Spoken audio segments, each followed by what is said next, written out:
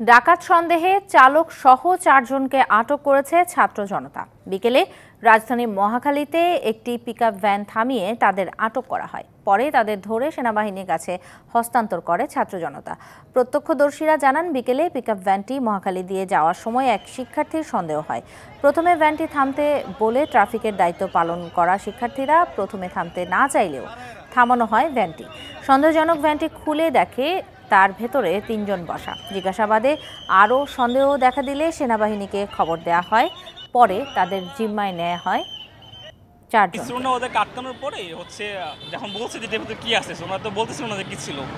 তারপরে এলাকাবাসী স্টুডেন্ট সবাই মিলে সংঘবদ্ধভাবে যখন ধরছে, ওনারা উপায় না পেয়ে দেন। তারপরে অ্যাকচুয়ালি যখন সেনাবাহিনী খুঁজছে দেন, তখন দেখছি এর ভেতরে মানুষ ছিল। খোলার পরে এগারো দিকে 4 জন পাইছে, 4 জন সেনাবাহিনী তারপরে নিয়ে গেছে। আর সাধারণ মানুষ গেলে কাবার বেনে যাবে, নিশ্চয়ই ডাকাত, সেনাবাহিনী নিয়ে গেছে।